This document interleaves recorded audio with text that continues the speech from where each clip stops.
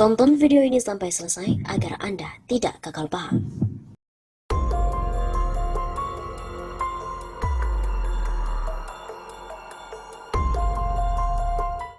Membongkar 20 tahun pemakzulan Gus Dur, peranan Megawati begitu penting dan sulit sekali untuk dibantah. Pemakzulan Presiden ke-6 RI Gus Dur sulit dilepaskan dari peranan Megawati Soekarno Putri, di mana kala itu ia menjabat sebagai wakil presiden. Bahkan, peranan Megawati sangat penting waktu itu. Begitu simpulan dari pendiri lembaga survei Polmark Indonesia, EF Saifullah Fatah saat menjadi narasumber dalam serial diskusi memperingati 20 tahun pemakzulan Gus Dur, Siapa Sang Dalang, di mana disiarkan secara live streaming melalui YouTube Refli Harun Channel pada Kamis malam 22 Juli. Peranan Mbak Mega itu begitu penting tentu. Sulit sekali membantah soal itu, baik secara logis maupun secara faktual. EF merekam ada hubungan yang unik antara Gus Dur dan Megawati sejak awal kepemimpinan mereka berdua. Hubungan unik tersebut tampaknya juga belum tuntas hingga Gus Dur dimakzulkan pada 23 Juli 2001. Harus diakui bahwa ada sesuatu yang tidak selesai di dalam hubungan itu.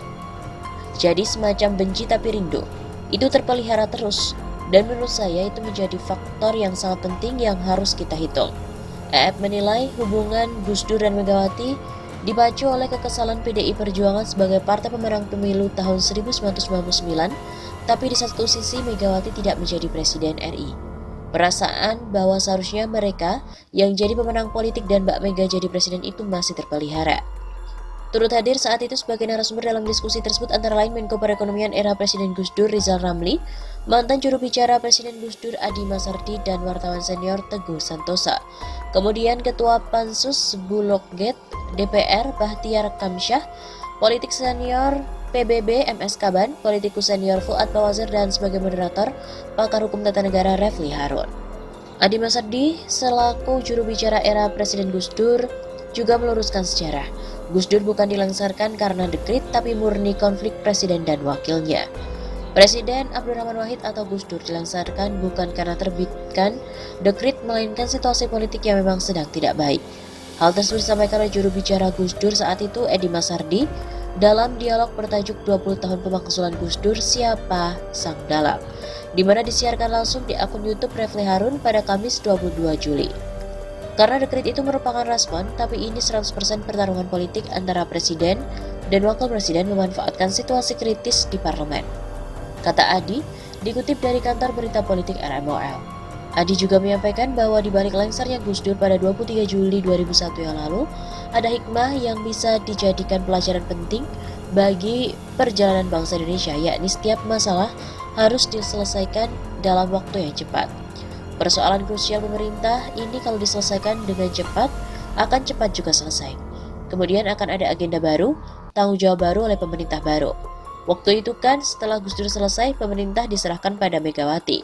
Terserah rakyat nanti memilih apakah lebih baik atau lebih buruk. Bagi koordinator Gerakan Indonesia Bersih ini, sejarah yang telah berjalan selama 20 tahun itu penting untuk diluruskan.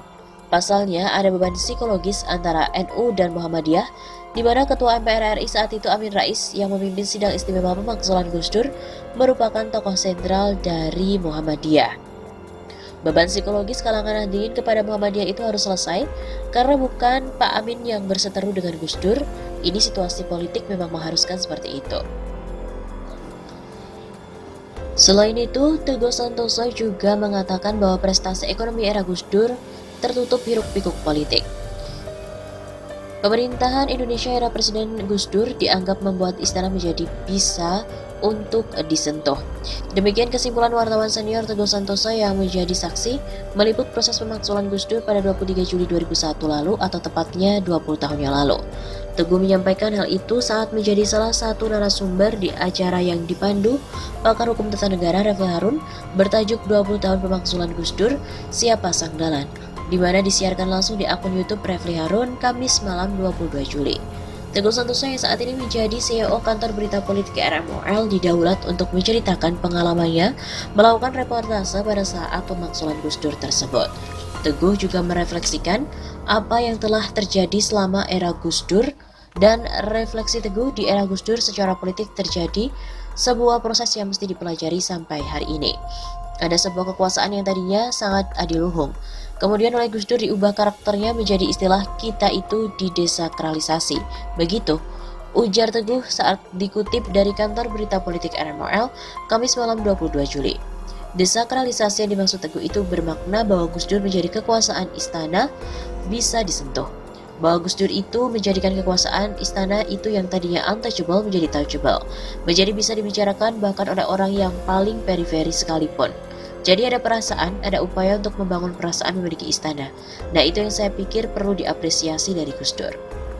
Sedangkan di sisi ekonomi masih kata Teguh, banyak capaian-capaian di era Gus Dur yang terjadi. Akan tetapi semua prestasi itu terpotong atau ketutup oleh hiruk-pikuk politik yang terjadi. Menurut Teguh, banyak orang yang membicarakan kekuasaan Gus Dur dalam perspektif pertarungan politik daripada pencapaian ekonomi yang terlalu banyak. Sesuatu yang tidak boleh dibicarakan yaitu politik pada hari-hari itu, tiba-tiba jadi sangat boleh untuk dibicarakan. Maka penuhlah ruang publik dengan pembicaraan itu. Sehingga akhirnya yang ditangkap orang dari wajah Gus Dur ini hanya wajah politiknya saja. Bukan wajah misalnya ekonomi kerakyatannya, itu akhirnya terabaikan. Seperti diketahui bahwa Refli Harun menggelar talk show di channel YouTube-nya dengan judul 20 tahun pemakzulan Gus Dur, Siapa Sang Dalang.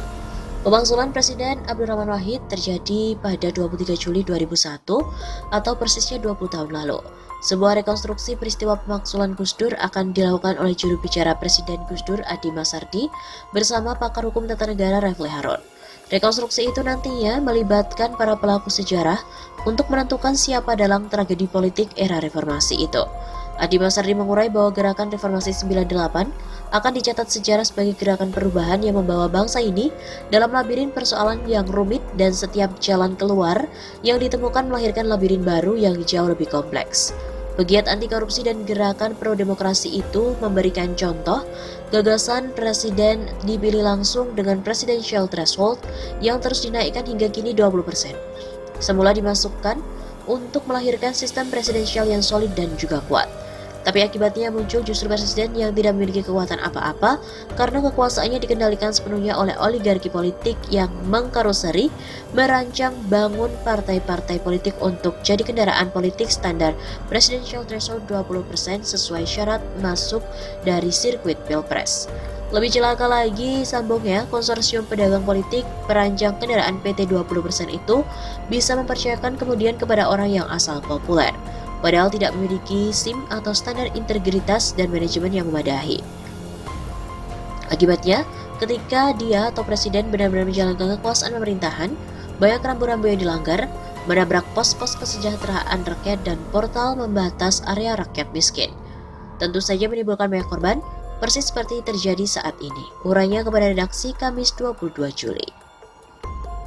Selain Adi Masardi dalam pencarian dalam pemakzulan Gus Dur itu, Refli juga mengajak sejumlah tokoh yang terlibat secara aktif di panggung politik tahun 2000-an.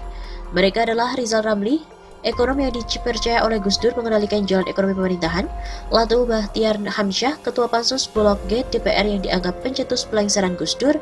Dari kubu oposisi parlemen masih ada tokoh Fuad Bawazir dan MS Kaban.